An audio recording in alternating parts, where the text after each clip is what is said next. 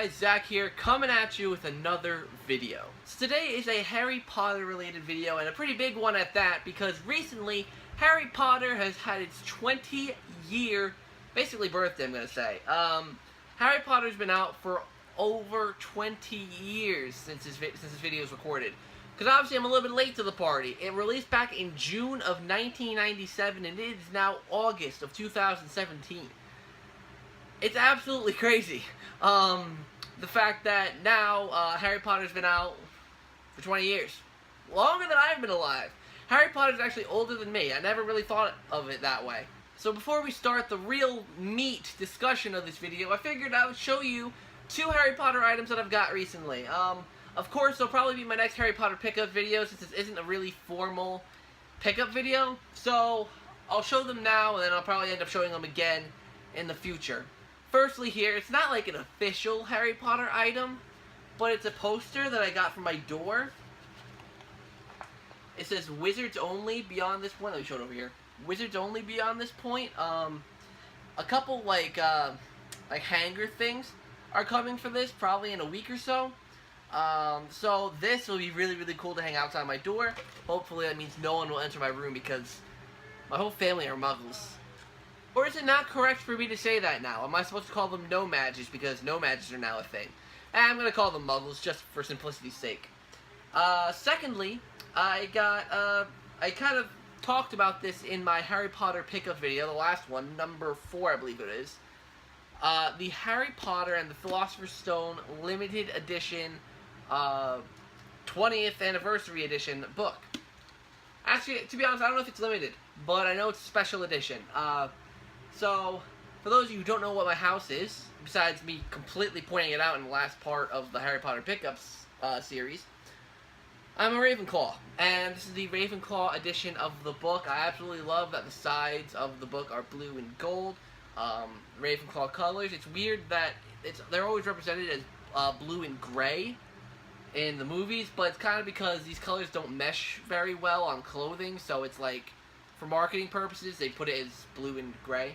And probably because there's a lot of yellow already for Hogwarts houses, being Gryffindor is gold and red, or gold and burgundy, I think, or is it maroon? I don't know. And then Hufflepuff is yellow, oh god, yellow and black, I believe. So nevertheless, I don't know why I went on about that, but yeah, the new Harry Potter and the Philosopher's Stone limited edition. Obviously, it's the Philosopher's Stone, so this only came out in the United Kingdom, so I had this imported from the United Kingdom, and yeah, I'm very, very happy I got this. What's really cool about these special editions is in the back, after you, or you don't have to wait till after you finish reading, obviously, but they give some, let me get to it, like they have like a little Hogwarts quiz, which I will take. They have biographies, like there's the House Common Room. There's a memorable Ravenclaw student, I think it's Luna Lovegood, that's on there. They have a picture of Flitwick, head of Ravenclaw House. You know, just all these cool little things that they threw into the special editions. And of course, each house's book is different. So, like, you know, Gryffindor will probably have Harry Potter, and then the head of the house is McGonagall. You know, that kind of stuff. So there's this video. I'm just going to be talking about interesting Harry Potter things, whether they be strange facts or things about me relating to Harry Potter. And I hope that you enjoy it. So the first fun fact is that I said in my top 10 top 9 Harry Potter movies video that Order of the Phoenix is one of my least favorite movies. It's one of my favorite books. It's probably my second favorite book behind Goblet of Fire. Don't quote me too much on that, but I absolutely love the book. The book is amazing. If you didn't like the movie that much, you'll love the book. Or if you love the movie, you'll really love the book. The book is I mean, that's the case with all of them, but Order of the Phoenix especially, in my opinion, is just so way better than the movie. Personal opinion. Secondly, I've only seen one famous person in my lifetime, like, in person. And that one person is Ivana Lynch, who played Luna Lovegood. So, for the one famous person for me to see in person, to be someone from Harry Potter, is quite an amazing coincidence. Unfortunately, I didn't have the guts to go up and talk to her. I saw her in, I don't remember the name of the airport. It was in France though, and you know, I just saw her. It was in like the bag collection area, and I was what, maybe 12 or 13 at the time, and I'm a shy little butterfly. I'm not. I don't have I don't have courage to go up and talk to people. So when I saw her, I did not do anything. I was very upset that I didn't do it. Like I would have loved to get an autograph or something. That's another thing I want to do. I want to get my copy of Goblet of Fire, or maybe even this book, signed by the main cast of Harry Potter. And by main cast, I really mean Daniel Radcliffe, Emma Watson, Rupert Grint, probably Vanna Lynch, Bonnie Wright, Matthew Lewis? No. What's Emma Longbottom's character's name? It is Matthew Lewis. Yeah, I just looked it up. It is Matthew Lewis. Okay, I got that right. I would also love to get the twins to sign, Oliver and James Phelps. I think those are the names. James and Oliver Phelps, I think. Also, of course, Michael Gambon, I think would be pretty cool to get to sign. Dame Maggie Smith. Who else? Robbie Coltrane. Just to be able to get like a copy of Harry Potter signed by a bunch of different Harry Potter stars would be the literal life dream for me. Another thing I want to do is go see Harry Potter and the Cursed Child. I'm like one of the minority that actually liked the book. Of course, there are things I didn't like about it, but at the same time, I felt like most of it was good enough to be canon for me. I did think the whole thing with the trolley witch and the train, that was a bit much, in my opinion. But everything else seemed kind of, you know, like, because everyone's like, oh, everything's so far-fetched, but then you gotta remember, it's 2017 for them. It's 2017 for, you know, Albus Severus and the Wizarding World. They could have advanced, and, you know, like, things could have changed, so I think most of the stuff there is perfectly possible. I just do think the trolley witch thing, though, it's just a little far-fetched. Just a little. Speaking of Cursed Child, I really want to go see the Cursed Child. I think I said that I want to go see the Cursed Child play. But the thing is, they didn't just announce it, but the Cursed Child will be coming to New York. But the thing is, I want to see it in London. Because even though in New York there will be some of the English cast, the people that play Ron and Hermione, and I believe Ginny, Albus Severus, and I think Scorpius, those are like some of the characters that are reprised from the London West End play. But really, I want to make sure the whole cast is English, because an American cast just won't do it for me. I don't want to see an American cast trying to impersonate a British accent. I don't want to see that. Like, for example, last year, I was over in England seeing family, and my little cousin Celia, did a production of The Wizard of Oz, like a little play, you know, her school play, you know, whatever. And, of course, you know, Wizard of Oz, story of people in Kansas. So I was like, oh, this should be interesting. Like, usually you always, at least in America, you always hear Americans trying to do an English accent and completely failing. But for me, I was on the other end of the spectrum. I was getting to see English people trying to do an American accent. And it was one of the funniest things I've ever seen. It was so bad. Granted, they were a bunch of, like, 13 to 14-year-old children trying to do it, but at the same time, I just thought it was hilarious. So yeah, seeing Cursed Child at the West End version of it would be the ultimate goal for me. I would absolutely love to see it in London rather than New York.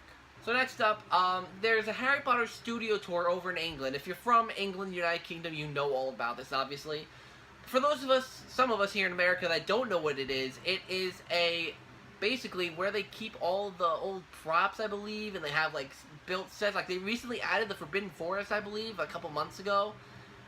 And I want to see it. I want to go to studio tour. I was, like, my aunt and my grandmother, who are over in England, who very much support my Harry Potter habits, they said that they will get me to the studio tour one way or another one day.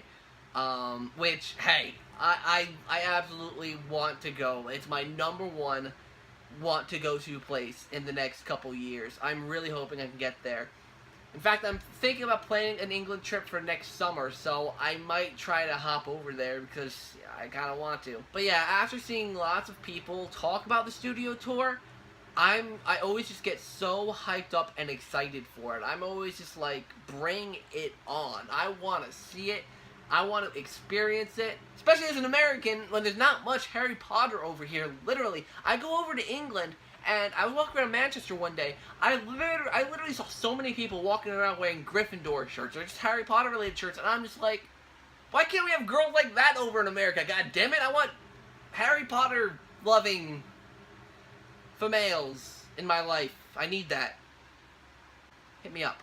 But in all honesty, when I went over to England and saw how many people really loved Harry Potter, it was just eye-opening. It was like, this series is something that I hope will never die out. Whether they make new movies or books or not, I just hope it's something that everyone constantly has hype and excitement for. Like that, the theme park in Universal Studios is orgasmic. It's amazing. I absolutely love that theme park. Literally, I cried. I cried at the theme park because it was so amazing. Walking through Diagon Alley and walking through Hogsmeade and going into Hogwarts, it was the best thing ever. It was so cool. I loved it. I can't wait to do it again. I'm doing it again one day. I don't care. I will literally go to Universal again just to see the Harry Potter stuff. I kid you not. Fuck Simpsons. Fuck the Hulk. Well, there's a new Nintendo Land coming out, but that's something for another day. Fuck all that. Harry Potter World is where I'm going. It's where I'm staying. Hogwarts is my home. God damn it. And you know, like I mentioned, like, you know, lots of people love it over in England. It's like the opposite here. I feel like a lot of people hate Harry Potter over here. I mean, obviously, except for the ones who like, I mean, obviously. Like, there's really not people that are, like, indifferent to it. Like, not that from what I've seen. There's just people who like it, who really like it, and who don't. And they make it quite vocal that they don't. I got in an argument one time with a person who's like, oh, there's way too much Harry Potter stuff out. Look at their profile. They're a Star Wars fan. I mean, look, I like Star Wars. I hadn't seen Star Wars until, like, a couple weeks ago. I watched it and I actually really liked it. But there's 7 movies out right now, 8 if you count Rogue One. There's going to be another one this year. They have, I think, 4 more planned. So I think you're already above the Harry Potter mark. 8, 9. So no, we're going to be even, actually. So if you're going to complain that there are too many Harry Potter movies out, not to mention Star Wars had a TV show. It's had comic books. It's had regular books. Star Wars has had a lot. So, if you want to complain about that, you know, if you're a Star Wars fan, don't complain about Harry Potter having too much stuff. Because compared to that, the toy store shelves are filled with Star Wars shit. You never see Harry Potter shit. At least in America. So, you could shut up with that. So, I think that's really it. That's all I wanted to talk about. I'm still holding this book. I'm literally still holding this book. But that's all I really wanted to talk about. Harry Potter means a lot to me, obviously, because it's really helped me throughout my life. You know, like I said, not a lot of people here like Harry Potter, so I always got ridiculed for being, like, literally the big Harry Potter fan that I am. Like, I am okay with admitting that I am obsessed with Harry Potter. I am okay with admitting it because it's helped me through so much. Reading the books when you're depressed and, I'll be frank, wanting to kill yourself, and watching the movies and all that stuff, it just really helps. There's something very therapeutic about it. Also, apparently it's been proven that people who love Harry Potter are more tolerant to different races and religions. So keep that in mind. Alright, so I hope you guys enjoyed this video. Make sure you like, comment, subscribe. Let me know what your favorite Harry Potter book is, or your favorite movie, or your favorite character, or if you've been to Studio Tour, let me know. If you've been to the theme park, what did you think of it? What did you think of Butterbeer?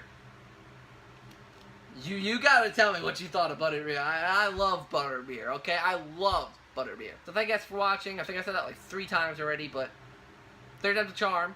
Till next time, see you guys in the next video.